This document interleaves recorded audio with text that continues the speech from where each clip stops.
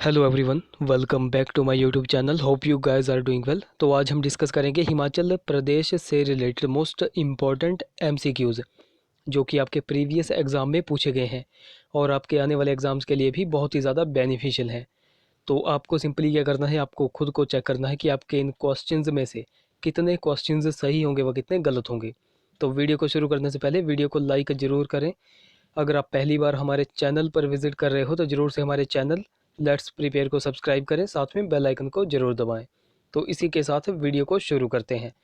बात करें हमारे क्वेश्चन नंबर फर्स्ट यानी कि क्वेश्चन नंबर 88 की। In which of the following district Maharana Pratap Sagar reservoir is located. तो निम्न किस जिले में महाराणा प्रताप सागर जलाशय स्थित है। तो इन क्वेश्चंस को हम डिटेल से डिस्कस करेंगे। तो इस वाले क्वेश्चन का राइट ऑप्शन हो जाएगा ऑप्शन नंबर डी, कांगड़ा में। तो महाराणा प्रताप सागर जलाशय कहाँ पर है, तो यह है कांगड़ा जिले में स्थित। तो महाराणा प्रताप सागर जलाशय की बात करें तो इसको हम एक और नाम से भी जानते हैं, जो कि इसका नाम है पौंग बांध। पौंग बांध। अगर पौंग बांध की बात करें तो ये ब्यास नदी पर बना हुआ है। ब्यास नदी पर। और कब बनाया गया था, तो ये बनाया गया था 1975 में। एक्चुअली गूगल में 1975 बताया गया है कि 1975 में पौंग बांध को बनाया गया था, जबकि आप अगर बुक देखोगे हिमाचल दर्पण तो उसमें 1960 बताया गया है। तो एक्चुअली 1975 ही करेक्ट होगा। तो यह ब्यास नदी पर बनाया गया है। और अगर इसकी लंबाई की बात करें तो इसकी लंबाई है 42 किलोमीटर। 42 किलोमीटर। तो इन पॉइंट्स को आपको नोट रखना है। अगर बात कर ली जाए बिलासपुर की, तो बिलासपुर में भी एक फेमस झील है। तो वो कौन सी है, वो है गोविंद सागर झील, जो कि हिमाचल प्रदेश की सबसे बड़ी कृत्रिम झील है। गोविंद सागर झील। तो गोविंद सागर झील किस नदी पर बनाई गई है, तो ये वो बनाई गई है सतलुज नदी पर। तो इस पर जो है वो भाखड़ा बांध बना हुआ है सतलुज नदी पर। तो भाखड़ा बांध जो है वो कब बनकर तैयार हुआ था, ये वाला क्वेश्चन भी एग्जाम में पूछा जाता है। तो भाखड़ा बांध जो है वो 1963 यानी कि 1963 में बनकर तैयार हुआ था। तो इन वाले पॉइंट्स को आपको नोट रखना है। अगर अगले क्वेश्चन की बात करें, क्वेश्चन नंबर हमारा 89 है। National institute of technology in Himachal Pradesh is situated at. तो हिमाचल प्रदेश में राष्ट्रीय प्रौद्योगिकी संस्थान कहाँ पर स्थित है। यानी कि आपसे पूछा गया है हिमाचल प्रदेश में एनआईटी कहाँ पर है। तो हिमाचल प्रदेश में एनआईटी कहाँ पर है, तो ये है हमीरपुर में। ऑप्शन यहाँ पर ए करेक्ट हो जाएगा। तो अगर हमीरपुर की बात कर ली जाए तो हमीरपुर में जो है वो महल मोरियों एक स्थान है। महल मोरियो। तो महल मोरियो में 1806 ईस्वी में गोरखों ने कांगड़ा के राजा संसार चंद को युद्ध में पराजित किया था।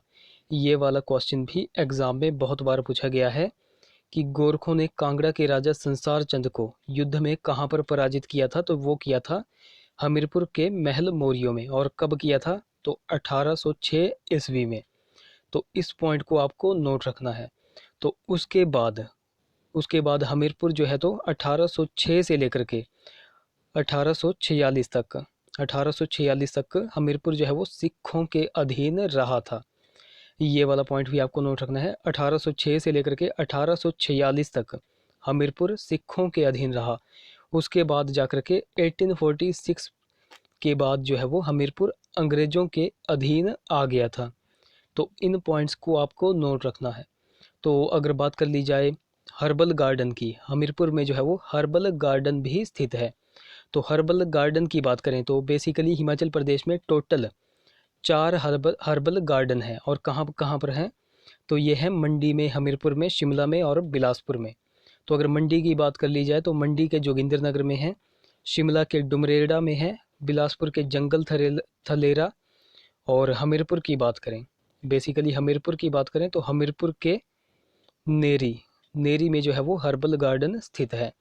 इस पॉइंट को आपको नोट रखना है, बहुत बार एग्जाम में पूछा जाता है ये क्वेश्चन, हमीरपुर में कहाँ पर हर्बल गार्डन स्थित है, तो यह है नेरी में।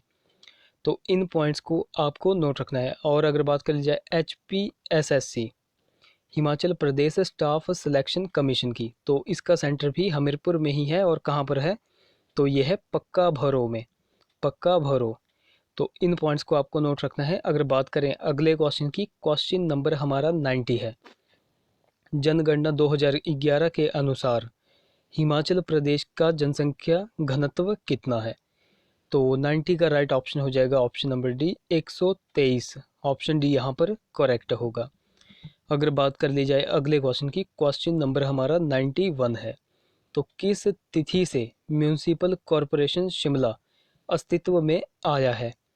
तो यहाँ पर बेसिकली पूछा गया है कि अस्तित्व में पूछा गया है यहाँ पर, या ऐसा नहीं पूछा गया कि एस्टेब्लिश कब हुआ था। तो अगर बात कर ली जाए म्यूनिसिपल कॉरपोरेशन शिमला की, तो म्यूनिसिपल कॉरपोरेशन शिमला एस्टेब्लिश कब हुआ था, तो एस्टेब्लिश हुआ था 1851 में। और आपसे पूछा गया है कि किस तिथि से म्यूनिसिपल कॉरपोरेशन शिमला अस्तित्व में आया। तो अस्तित्व में आया था, ऑप्शन यहाँ पर बी करेक्ट होगा, 1 सितंबर 1970 को।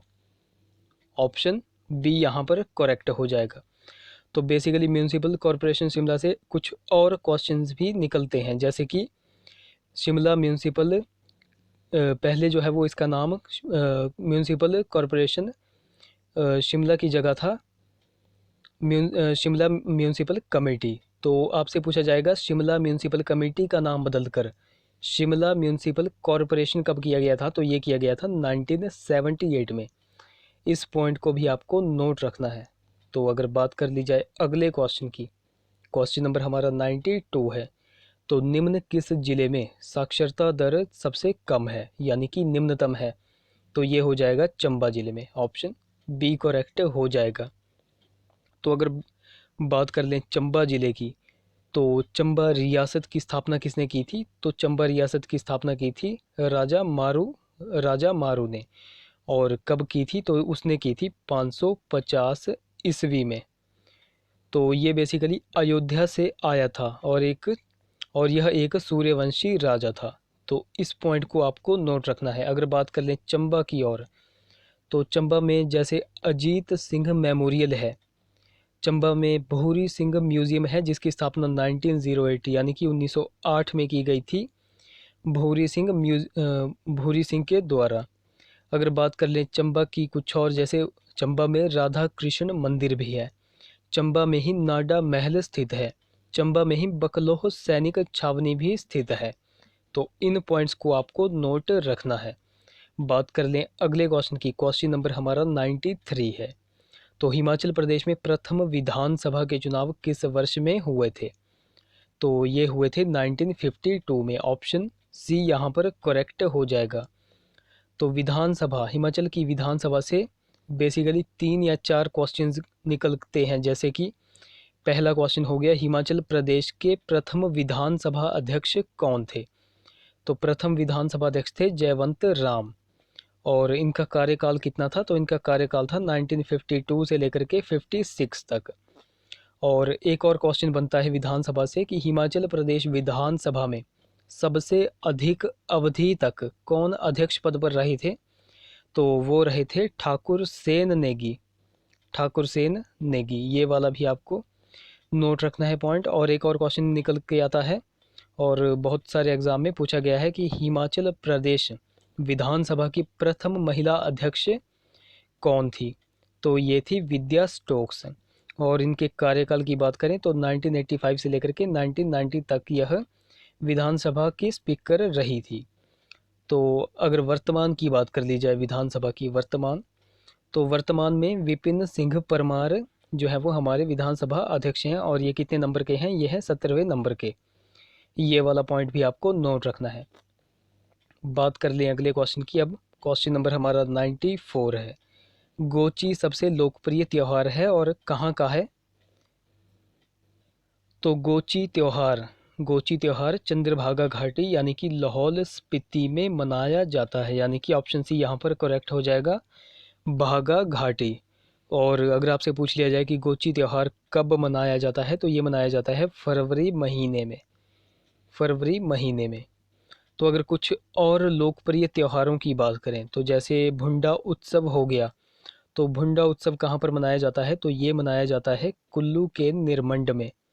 और बेसिकली कहीं कहीं पर शिमला में भी मनाया जाता है। और भुंडा उत्सव 12 वर्ष के अंतराल पर मनाया जाता है। तो इसमें परशुराम की पूजा की जाती है। कुछ और त्योहारों की बात करें, जैसे नवाला त्यौहार हो गया। नवाला त्यौहार, तो नवाला त्यौहार जो है तो गद्दियों के द्वारा मनाया जाता है। इस पॉइंट को आपको नोट रखना है। बेसिकली गद्दी जो है वो चंबा जिले में स्थित है। तो अगले क्वेश्चन की बात करें। क्वेश्चन नंबर हमारा 95 है। तो हिमाचल प्रदेश परिचय पुस्तक किसने लिखी है? तो हिमाचल प्रदेश परिचय पुस्तक लिखी है, ऑप्शन सी करेक्ट हो जाएगा, देवराज शर्मा ने। ऑप्शन सी करेक्ट हो जाएगा। अगर पुस्तकों की बात कर ली जाए, कुछ फेमस पुस्तकें हैं जैसे हिमालयन पोलेंड्री। तो हिमालयन पोलेंड्री किसने लिखी है? तो ये लिखी है डी.एन. मजमूदार ने। और स्टूडेंट्स जो है वो कंफ्यूज होते हैं हिमालयन पोलेंड्री और पोलेंड्री इन हिमालयाज में। तो हिमालयन पोलेंड्री जो है वो डी.एन. मजमूदार ने लिखी है, और पोलेंड्री इन हिमालयाज ये लिखी है डॉक्टर वाई.एस. परमार ने। तो इस पॉइंट को आपको नोट रखना है। और शांता कुमार ने बहुत सारी पुस्तकें लिखी है, जैसे कि धरती है बलिदान की, पहाड़ बेगाने नहीं होंगे, मृग तृष्णा, लाजो, हिमालय पर लाल छाया। तो ये वाले भी एग्जाम में बहुत बार पूछी जाती हैं पुस्तकें। तो इन पॉइंट्स को आपको नोट रखना है। बात कर लें अगले क्वेश्चन की। क्वेश्चन नंबर हमारा 96 है। तो कांगड़ा जिले में काठगढ़ प्रसिद्ध है। तो कांगड़ा जिले में काठगढ़ प्रसिद्ध किस लिए है? तो इस क्वेश्चन का राइट ऑप्शन ऑप्शन बी हो जाएगा, शिवलिंग के लिए। तो कांगड़ा जिले में जो है वो कांगड़ा जिले के इंदौरा स्थान पर काठगढ़ महादेव का मंदिर स्थित है, जो कि शिवलिंग के लिए प्रसिद्ध है। ऑप्शन बी यहाँ पर करेक्ट होगा।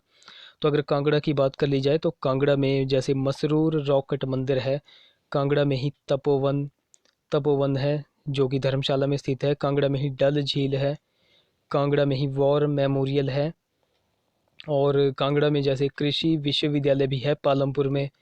और एक और क्वेश्चन निकल कर आता है कांगड़ा से कि दलाई लामा कांगड़ा कब आए थे, यानी कि दलाई लामा धर्मशाला कब आए थे? तो दलाई लामा धर्मशाला 1959 में आए थे।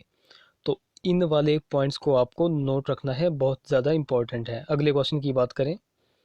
क्वेश्चन नंबर हमारा 96 है। करचम वांगटू जल विद्युत परियोजना किस नदी पर है? तो ये है सतलुज नदी पर। ऑप्शन बी करेक्ट हो जाएगा। तो सतलुज की बात करें, तो सतलुज नदी पर निर्मित कुछ और परियोजनाओं की बात करें, जैसे कोल डैम परियोजना हो गई। तो कोल डैम कहाँ पर है? तो यह है बिलासपुर ज़िले में। और अगर इसकी कैपेसिटी की बात करें तो 800 मेगावाट इसकी कैपेसिटी है। अगर बात कर ली जाए रामपुर परियोजना की, तो रामपुर परियोजना कहाँ पर है? यह है शिमला में, और इसकी कैपेसिटी है 412 मेगावाट। और अगर बात कर ली जाए रुकटी परियोजना की, तो रुकटी परियोजना कहाँ पर है? तो यह है किन्नौर में, और इसकी कैपेसिटी की बात कर ली जाए तो 1.5 यानी कि 1.5 मेगावाट की यह परियोजना है। और अगर बात कर ली जाए भाखड़ा परियोजना की, भाखड़ा परियोजना, तो ये कहाँ पर है? ये बिलासपुर में स्थित है, और इसकी कैपेसिटी है 1325 मेगावाट, यानी कि 1325 मेगावाट। नाथपा झाकड़ी ये बहुत ही फेमस है, तो ये कहाँ पर है? ये है किन्नौर में, और इसकी कैपेसिटी कितनी है? तो इसकी कैपेसिटी है 1500 मेगावाट। ये वाले जो है वो एग्ज़ाम में पूछे जाते हैं। इनकी कैपेसिटी भी एग्ज़ाम में पूछी जाती है कि भाखड़ा बांध की कैपेसिटी, भाखड़ा परियोजना की कैपेसिटी कितनी है? तो यह है 1325, और नाथपा झाकड़ी की कैपेसिटी कितनी है? तो यह है 1500 मेगावाट। तो इन पॉइंट्स को आपको नोट रखना है। अगले क्वेश्चन की बात करें। क्वेश्चन नंबर 98 है। निम्न कौन से ज़िले में चूना पत्थर की प्रचुरता है? तो बेसिकली जो है वो यहाँ पर सिरमौर भी हो जाएगा, बिलासपुर भी हो जाएगा, मंडी भी और सोलन भी। बट आपसे पूछा गया है कि कौन से ज़िले में चूना पत्थर की प्रचुरता है, यानी सबसे ज़्यादा है। तो यहाँ पर राइट ऑप्शन ऑप्शन ए हो जाएगा, सिरमौर में। तो सिरमौर के नौराधार में चूना पत्थर की प्रचुरता है। वैसे बिलासपुर में भी चूना पत्थर पाया जाता है, बिलासपुर के कोठीपुर और बरमाणा में। और मंडी की बात करें तो मंडी के सुंदरनगर में भी चूना पत्थर पाया जाता है, और सोलन के कुठलोग में भी चूना पत्थर पाया जाता है। तो ऑप्शन यहाँ पर ए करेक्ट हो जाएगा। नेक्स्ट क्वेश्चन है क्वेश्चन नंबर 99। 12वीं सदी में हिंदुओं का राज्य किसने स्थापित किया था? तो ये किया था अजय चंद ने। ऑप्शन सी करेक्ट हो जाएगा। बात करें अगले क्वेश्चन की, क्वेश्चन नंबर 100 है, किस वर्ष हिमाचल प्रदेश को एक संघ क्षेत्र बनाया गया था? तो यहाँ पर जैसे मैं आपको बिल्कुल स्टार्टिंग से बता दूं कि सबसे पहले हिमाचल प्रदेश को मुख्य आयुक्त क्षेत्र बनाया गया। कब बनाया गया? 1948 में। और कब तक बनाया गया? तो 1951 तक। उसके बाद जो है वो हिमाचल प्रदेश को ग श्रेणी का राज्य बनाया गया। ग श्रेणी का राज्य बनाया गया कब से? तो 1951 से बनाया गया 1956 तक। और उसके बाद हिमाचल प्रदेश को संघ शासित क्षेत्र यानी कि संघ क्षेत्र बनाया गया। तो कब बनाया गया? तो ये बनाया गया 1956 से लेकर के 1971 तक। तो यहाँ पर आपसे पूछा गया है कि संघ क्षेत्र कब बनाया गया, तो राइट ऑप्शन यहाँ पर ऑप्शन डी हो जाएगा। मैंने आपको बता दिया ऑप्शन डी यहाँ पर करेक्ट हो जाएगा। तो गाइज़ यहाँ पर हमारे हिमाचल जीके से रिलेटेड क्वेश्चंस जो हैं वो एंड होते हैं। तो आई होप वीडियो आपको इन्फॉर्मेटिव लगी होगी। अगर वीडियो अच्छी लगी होगी तो ज़रूर से वीडियो को लाइक करें, शेयर करें और चैनल को सब्सक्राइब करना बिल्कुल भी ना भूलें। साथ में बेल आइकन को ज़रूर दबाएं। तो चलिए दोस्तों, इसी के साथ वीडियो का एंड करते हैं। मिलेंगे अगली वीडियो में। Till then take care.